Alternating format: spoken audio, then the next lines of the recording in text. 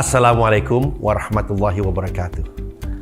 Salam sejahtera, selamat pagi Sobat Pelatihan. Bagaimana kabar Anda? Semoga kita semua tetap selalu dalam keadaan sehat walafiat, tanpa ada satu halangan apapun. Sobat Pelatihan, pada kesempatan ini saya ingin mengajak Sobat Pelatihan untuk memahami secara detail tentang kode etik sumber daya manusia Kementerian Agama.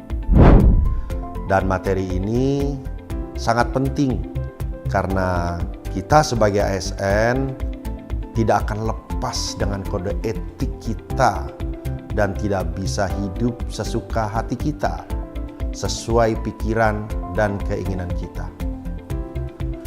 Bapak Ibu Sobat Pelatihan yang berbahagia, ada beberapa hal yang ingin saya sampaikan terkait dengan kita sebagai aparatur sipil negara Kementerian Agama. 3 hal yang akan nanti saya sampaikan. Pertama adalah bagaimana potret ideal sumber daya Kementerian Agama. Yang kedua, terkait dengan makna filosofis jargon ikhlas beramal Kementerian Agama. Dan yang ketiga adalah kode etik pegawai Kementerian Agama. Nah, dari 3 ini saya coba untuk menyampaikan ya dari yang pertama dahulu. Pertama dari sisi potret ideal sumber daya Kementerian Agama.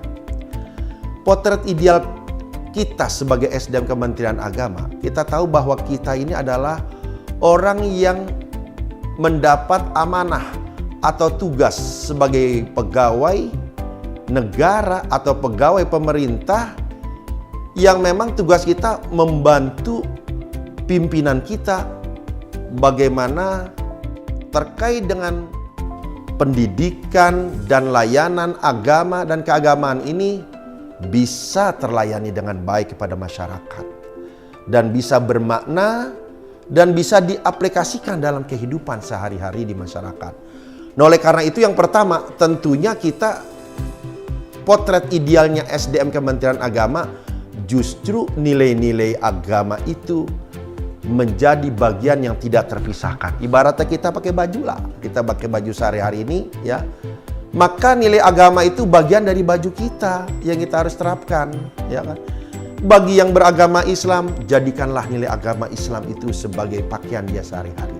Dalam kehidupan di rumah, ya dengan keluarga, di kantor dia, di tempat bertugas, di masyarakat bagaimana dia melakukan pengabdian, bekerja, bertugas, begitu juga dalam kehidupan bermasyarakat, berbangsa, dan bernegara. Jadi nilai agama itu tidak bisa dipisahkan karena kita sebagai aparatur sipil negara Kementerian Agama. Itu yang pertama.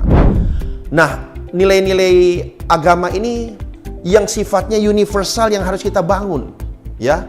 Terutama dari kita dulu.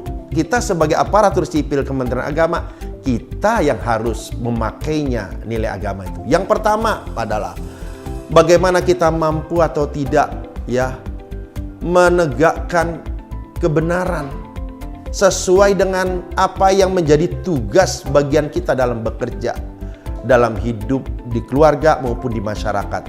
Menebarkan kebaikan-kebaikan itu sangat penting karena semua agama pasti memiliki nilai-nilai keagamaan yang universal tadi, yaitu bagaimana kita mampu menegakkan kebenaran dan menebarkan ya kan nilai-nilai atau hal-hal yang bersifat kebaikan itu penting sekali. Yang kedua, bagaimana kita mampu atau tidak melaksanakan tugas kita dengan penuh tanggung jawab, ya. Karena kita setiap individu manusia lahir di muka bumi ini, apa yang telah ditetapkan dalam agama kita masing-masing bahwa kita ini sebagai manusia diberikan tugas dan tanggung jawab. Sebagai di rumah, sebagai kepala rumah tangga, kalau bapak, kalau ibu sebagai ibu rumah tangga, bagaimana tanggung jawab kita lakukan tugas itu. Kalau kita di kantor, semua apalagi kita ini sudah menjadi pejabat, ada jabatan fungsional ada jabatan struktural. Tentu memiliki konsekuensi logis dari jabatan. Nah, ini tanggung jawab penting sekali. Yang ketiga, terkait dengan apa yang kita lakukan itu, nilai agama itu pasti setiap pekerjaan yang kita lakukan mesti ada tanggung jawab. Perlu ada pertanggungjawaban dari kita. Kalau kita bekerja dengan apa adanya, semampu kita tanpa ada usaha untuk memperbaiki, berarti kan kita bekerja tidak maksimal, gitu kan ya.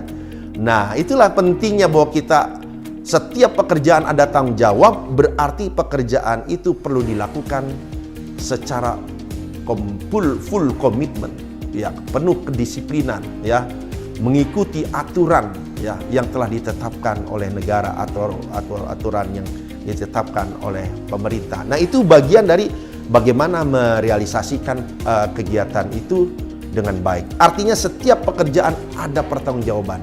Kita saja bekerja pasti akan ditanya oleh pimpinan. Kemudian juga setiap akhir kita dari pekerjaan, kita akan diperiksa oleh yang melakukan pengawasan, oleh kawan-kawan yang melakukan pengawasan. Apakah itu Inspektur Jenderal, apakah itu BPK, dan seterusnya. Ini adalah bagian dari publik akuntabilitas publik kita, baik kepada internal kita dalam kementerian maupun kita kepada masyarakat luas. Nah, itu bagian dari bagaimana merealisasikan dari tanggung jawab. Artinya bahwa bekerja itu harus bersifat atau berbasis pada hasil. Yang terakhir, yang keempat, senantiasa kita sebagai umat beragama bekerja secara cerdas, melakukan segala aktivitas kegiatan itu tidak hanya berdasarkan kepintaran kita, tapi ada faktor yang lebih dari itu, faktor hati nurani, ya. Bekerja dengan penuh bijak. Kalau bijak itu kan tidak hanya orang itu pintar, tapi dia cerdas. Ada cerdas secara intelektual, ada kecerdasan juga yang bersifatnya spiritual. Maka ini bekerja dengan cerdas secara intelektual, ada kedua kita bekerja cerdas secara spiritual. Yang kedua kaitannya dengan makna filosofis jargon ikhlas beramal Kementerian Agama. Ini penting sekali bahwa ikhlas beramal apapun yang kita kerjakan, betapapun kita bekerja dengan penuh semangat, ya, penuh dedikasi, ya kan, bekerja keras, menghabiskan waktu, ditambah lagi mungkin apa yang kita dapatkan tidak seimbang. Nah, disinilah kita memiliki jargon filosofis yang sangat tinggi, yaitu ikhlas beramal. Apapun yang kita lakukan, yang kita kerjakan, tetap kita sandarkan kepada nilai keikhlasan terhadap apapun yang kita kerjakan. Apalagi kita orang Kementerian Agama. Saya berharap tidak hanya sebagai jargon yang diucapkan begitu saja, terapkan nilai keikhlasan itu dalam pekerjaan kita sehari. Apapun bentuk pekerjaan yang kita lakukan, ya. Otomatis kalau kita kerja berikhlas, yang lain akan ikut urusan yang lain itu, ya kan? Nah, yang terakhir menyangkut kode etik pegawai Kementerian Agama. Ini sangat penting, ya. Kita bagaimanapun sebagai aparatur sipil negara, Kementerian Agama berarti di pundak kita itu mengawal nilai-nilai agama. Apabila kita melakukan tindakan yang melanggar peraturan yang ditetapkan oleh negara atau pemerintah, berarti otomatis akan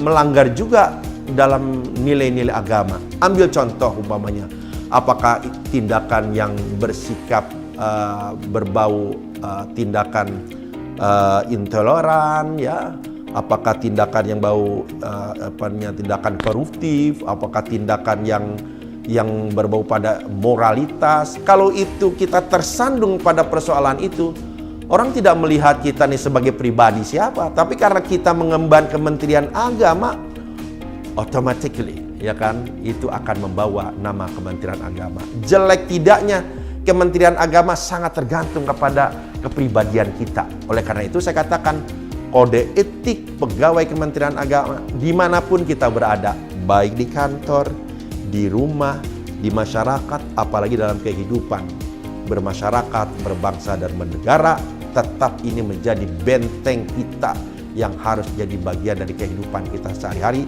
yang kita laksanakan.